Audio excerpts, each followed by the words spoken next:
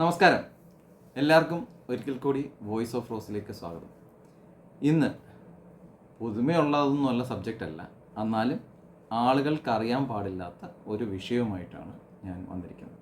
അപ്പോൾ ആ വിഷയം എന്താണെന്ന് അറിയുന്നതിന് മുമ്പേ, ആ വിഷയത്തിൻ്റെ നിയമപരമായ വശങ്ങൾ അറിയുന്നതിന് മുമ്പേ ചാനൽ സബ്സ്ക്രൈബ് ചെയ്യാൻ മറക്കണ്ട.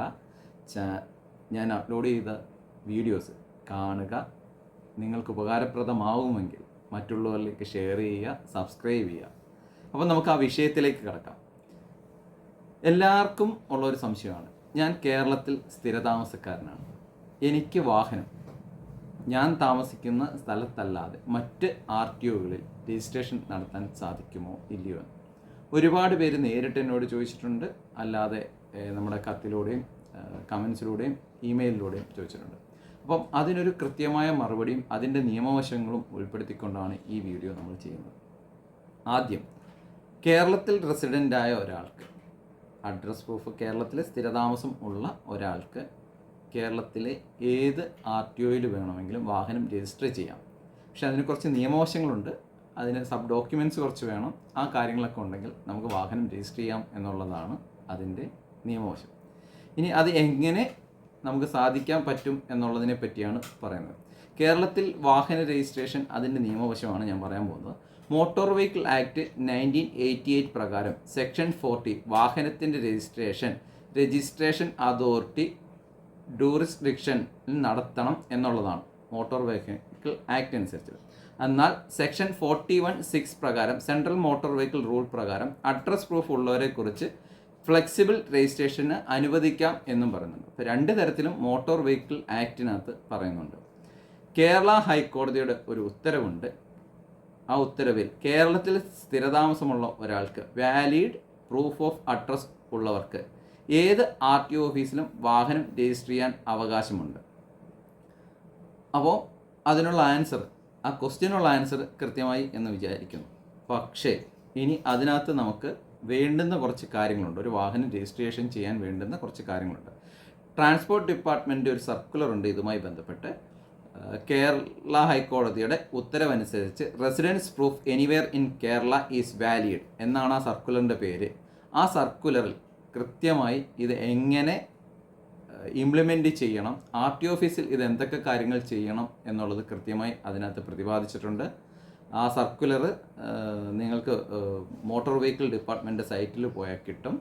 അതിലെന്തെങ്കിലും സംശയമുള്ള ആൾക്കാർ ഞങ്ങൾ മെയിൽ ID കൊടുക്കാം. ആ മെയിലിലേക്ക് നിങ്ങൾ നിങ്ങളുടെ സംശയം അയച്ചാൽ അത് സർക്കുലർ നിങ്ങൾക്ക് വേണ്ടുന്ന രീതിയിൽ, ഉപകാരപ്പെടുന്ന രീതിയിൽ സർക്കുലർ അയച്ചു തരുന്നതും ആണ്. ഇനി എപ്പോഴൊക്കെയാണ് തടസ്സം വരുന്നത്? ചില RTO ഓഫീസുകൾ ഡ്യൂറിസ്ഡിക്ഷൻ പറഞ്ഞ് വാഹന രജിസ്ട്രേഷൻ വിസമ്മതിക്കാറുണ്ട്. അപ്പം മോട്ടോർ വെഹിക്കിൾ ആക്റ്റിൽ തന്നെ പറയുന്നുണ്ട് ഡ്യൂറിസ്ഡിക്ഷൻ പ്രശ്നമല്ല എന്നുള്ളതും പ്രശ്നമാണെന്നുള്ളത്. അപ്പം രണ്ട് സംഭവങ്ങൾ അതിനകത്തുള്ളത് കൊണ്ടാണ് ചില RTOമാർ ഫസ്റ്റ്, അതായത് 40-ലും 46-ലെ 46-ാമത്തെ പോർഷനിലും രണ്ടിലും കൃത്യമായി പറയുന്നുണ്ട്. 41(6)ലും കൃത്യമായി പറയുന്നുണ്ട്. ഈ രണ്ട് തരത്തിൽ പറയുന്നതുകൊണ്ടാണ് അതിനകത്തൊരു തർക്കം ഉണ്ടായിരുന്നത്. തർക്കത്തിന് പരിഹാരം എന്നോണം ട്രാൻസ്പോർട്ട് കമ്മീഷണർ C1 9366 TC 2016 27/5/2016 കേരളത്തിൻ്റെ ബഹുമാനീയനായ ട്രാൻസ്പോർട്ട് കമ്മീഷണർ ഇതിന് ഒരു സർക്കുലർ ഇറക്കുകയുണ്ടായി. സർക്കുലർ നമ്പർ 19/2016 2019/2016 എന്നൊരു സർക്കുലറാണ്. ഇത് കോടതിയുടെ ഉത്തരവ് ബേസ് ചെയ്തുകൊണ്ട് ഇത് എങ്ങനെയാണ് ഇംപ്ലിമെൻറ്റ് ചെയ്യേണ്ടത് എന്നതിനെ പറ്റിയാണ് ആ സർക്കുലറിനകത്ത് കൃത്യമായി പ്രതിപാദിക്കുന്നത്. അപ്പോൾ ഇങ്ങനെ അഡ്രസ് പ്രൂഫ് എന്തൊക്കെ ഉണ്ടെങ്കിൽ അത് രജിസ്റ്റർ ചെയ്ത് കൊടുക്കാം എന്നുള്ളൊരു ഓപ്പറേഷൻ പ്രൊസീജിയർ RTOമാർക്കുള്ള നിർദ്ദേശം വെച്ചിട്ടാണ് ആ സർക്കുലർ ഉള്ളത്. അതിലിപ്പോൾ ഉദാഹരണം ഒരു കാര്യം ഞാൻ പറയാം. ഉദാഹരണത്തിന് കണ്ണൂരുള്ള ഒരാൾക്ക് കോഴിക്കോട് വാഹനം രജിസ്റ്റർ ചെയ്യണമെങ്കിൽ, കണ്ണൂർ സ്ഥിരതാമസമാണ്, റെസിഡൻസ് ആണ്, കേരളമാണ് കണ്ണൂരിൽ കേരളത്തിലൊരു ജില്ലയാണ്. ആ റെസിഡൻ്റായ ആൾക്ക് കോഴിക്കോട് വാഹനം രജിസ്റ്റർ ചെയ്യണം. അപ്പോൾ കോഴിക്കോട് ഒന്നിൽ അദ്ദേഹം ഒരു വാടകയ്ക്ക് താമസിക്കുന്നുണ്ടാകും, അല്ലെങ്കിൽ ജോലിയുമായി ബന്ധപ്പെട്ടായിരിക്കും അവിടെ വന്നിട്ടുണ്ടാവുക. അത്തരത്തിലുള്ള എന്തെങ്കിലും ഒരു കാര്യമായിട്ടായിരിക്കുമല്ലോ നമുക്ക്.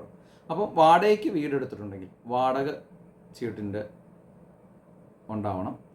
അതല്ലെങ്കിൽ അതിൻ്റെ കൂടെ ഒരു അഫിഡവിറ്റ്, ഞാൻ വാടകയ്ക്ക് ഇവിടെ താമസിക്കുകയാണ്, ഇന്ന ജോലിയുമായോ അല്ലെങ്കിൽ എന്തെങ്കിലും ബിസിനസ് ആവശ്യം അതെല്ലെങ്കിലുമായിട്ട് ഒരു അഫിഡവിറ്റ് റെഡിയാക്കുക, താമസിക്കുന്നുണ്ട്, എൻ്റെ വാഹനം ഈ RTO ഓഫീസിൽ ഈ രജിസ്ട്രേഷനിൽ റെഡിയാക്കി തരണം എന്നുള്ള രീതിയിലൊരു അഫിഡവിറ്റ് റെഡിയാക്കണം. ഈ അഫിഡവിറ്റും വാടക ചീട്ടും ഉണ്ടെങ്കിൽ സാധാരണ ഒരാൾക്ക് വാഹനം രജിസ്റ്റർ ചെയ്യാൻ പറ്റും. അതാണ് ഈ സർക്കുലർ പറയുന്നത്.